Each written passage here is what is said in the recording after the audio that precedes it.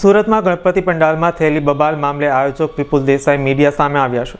તેમણે જણાવ્યું હતું કે અલ્પેશ કથિરિયા અને તેમના માણસો વચ્ચે કોઈ મનદુખ થતાં આ ઘટના બની હતી। જો કે બંને પક્ષો વકીલ હોવા અને સમાજના વડીલોએ વચ્ચે પડી સમજાવટ કરતા સમાધાન થઈ ગયું છે। તેમણે વધુમાં ઉમેર્યું હતું કે એ વખતે આવેશમાં આવી જઈને આ સમગ્ર ઘટના બની હતી।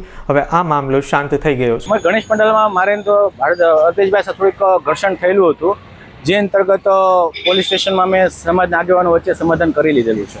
એમાં થોડુંક આરતીમાં માન સન્માન નહીં જોવાનું એવું પણ હોઈ શકે, એની અમારી કદાચ ભૂલ હોઈ શકે અથવા એની ભૂલ હોઈ શકે, જે અંતર્ગત થોડું ઘર્ષણ થયેલું, પણ એ ઘર્ષણનો સુખદ અંત આવેલો છે। 7 થી 8 લોકો સમાજના આગેવાનો પોલીસ સ્ટેશન આવેલા અને ગુનો દાખલ નહીં કરવા અંતર્ગત વાતચીત થયેલી અને સમજાવેલું કે ભાઈ સમાજના લોકો ધાર્મિક કાર્યક્રમમાં કોઈ વર્ગ વિગ્રહ ન થવું જોઈએ અને પોલીસ સ્ટેશન મેટર ના જવું જોઈએ, જે અંતર્ગત અમે લોકો સમાધાન કરેલું છે। પણ વર્ગ વિગ્રહ થાય સ્વૈચ્છિક પોલીસ દૂર ઊભેલી હતી અને વર્ગ વિગ્રહ ઘર્ષણ થયેલું, જેથી થોડો ટાઈમ પછી પોલીસ આવેલી અને લાઠીચાર્જ કરીને અલગ બધાને પાડેલા।